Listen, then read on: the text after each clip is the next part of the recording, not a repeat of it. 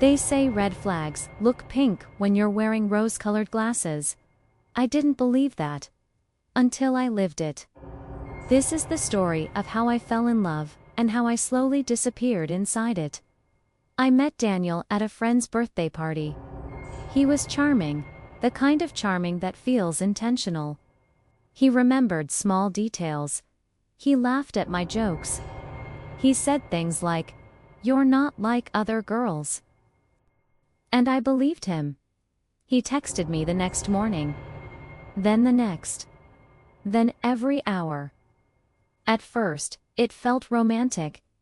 He said he just couldn't get enough of me. What I didn't realize was that constant attention can be the first hook. 2 weeks in, he told me he loved me. He said he had never felt this way before. That I was the one. That he wanted a future with me. Part of me felt uneasy. But the louder part said, "Don't overthink it. This is what love feels like." He started staying over every night.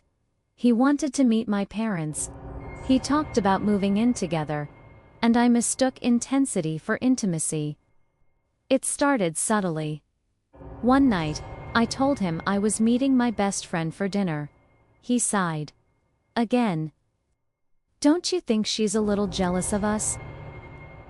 Then he started pointing out flaws in everyone around me. "Your brother doesn't respect you. Your friends don't really support you. I'm the only one who truly has your back." Slowly, I began canceling plans. Not because he forced me, but because he made it uncomfortable not to. That's how isolation works. It doesn't scream. It whispers.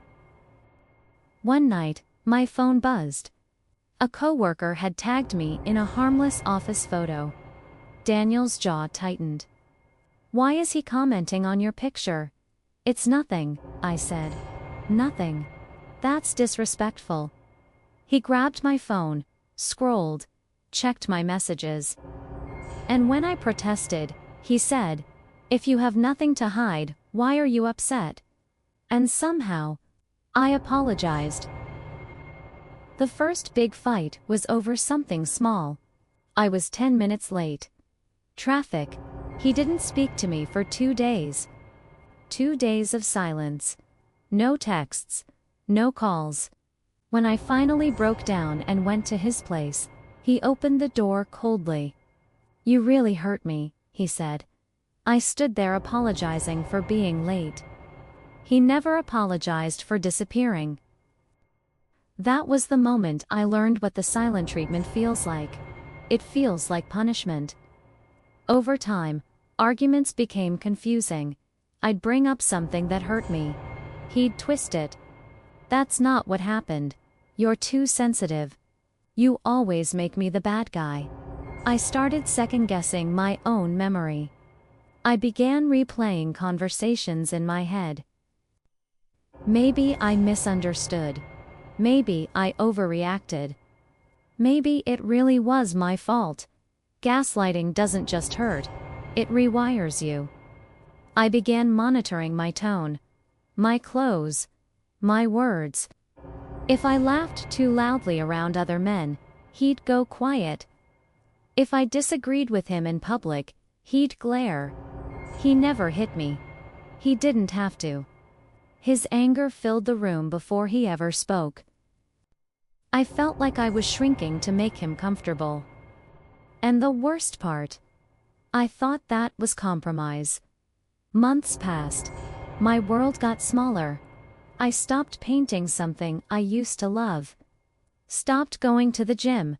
Stopped posting online. Daniel said social media was attention-seeking.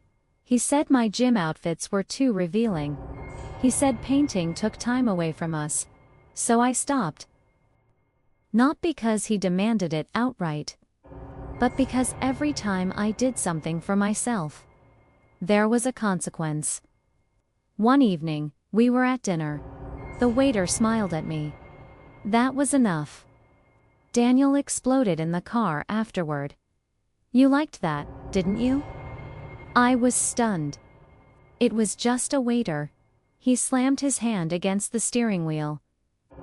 And for the first time, I felt fear. Not discomfort. Not confusion. Fear, and something inside me woke up. Love should never feel like fear. That night, I sat alone in my apartment. I replayed everything. The isolation. The jealousy. The silent treatment. The manipulation. The way I had stopped being me. I realized something terrifying. I wasn't in love. I was conditioned. Conditioned to accept crumbs. Conditioned to apologize for existing.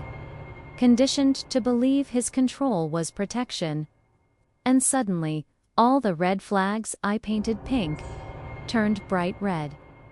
Leaving wasn't dramatic. No screaming match. No grand speech. Just quiet clarity. I told him it was over. He cried. Promised to change. Said he couldn't live without me. Called me dramatic. Then called me selfish. Then called me heartless. The cycle, one last time. But this time, I didn't stay. Healing wasn't instant. I doubted myself. Missed him. Questioned if I exaggerated things. That's the hard truth no one talks about. Toxic love doesn't feel toxic all the time. It feels amazing 20% of the time. And that 20% keeps you trapped. But slowly, I reconnected with friends. Picked up my paintbrush. Started laughing without checking who was watching. Started feeling safe in my own space. Red flags don't always look dangerous at first. Sometimes, they look like intense love. Protection, passion, concern. But love doesn't isolate you.